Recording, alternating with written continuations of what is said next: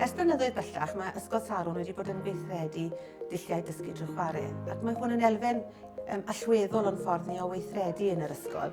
Mae dysgu dilys a phwrpasol, mae yn golygu ni bod ni'n dod â profiadau boreal i mewn i'r dosbarth, trio creu yr ymdeimlad yma bod plant yn mwynhau eu haddysg nhw, yn cael yn frwdfrydig yn eu haddysg nhw, yn dangos chwilfrydedd yn y gweithgareddau, a thrwy hynny wedyn defnyddio'r profiadau yma ar gyfer datblygu eu dealltwriaeth nhw o'r byd o'i hamgylch nhw. Yr hyn ni'n gweld yw bod rhai o'r profiadau mae plant yn derbyn yn y blynyddoedd cynnar yma yn parhau gyda nhw ac yn cael ei gwreiddio wrth bod y plant yn datblygu trwy'r ysgol. A mae hwn i fi yn destun o lwyddiant y dull yma weithredu, oherwydd bod athrawon o'r derbyn hyd at flwyddyn 6 wedi mabwysiadu rhai o'r dulliau dysgu yma.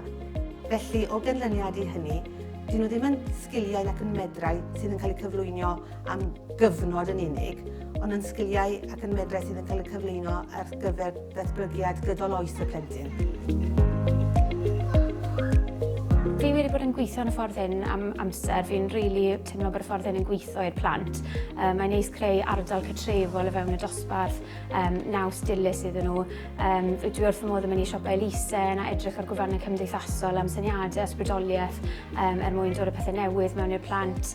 Enghraifft ydi ail ddefnyddio celfi mam a dad, felly dod o rhywbeth newydd mewn i'r dosbarth sy'n ddiddorol i'r plant mwyn cadw diddordeb yna. A ni hefyd yn sicrhau bod popeth ar lefel y plant, fel bod nhw'n gallu bod mor annibynnol o phosib. Mae mynediad gyda nhw tuag at yr adnoddau a bod nhw'n gallu mynd ati a wneud y weithgaredd maen nhw eisiau mor annibynnol a maen nhw'n gallu.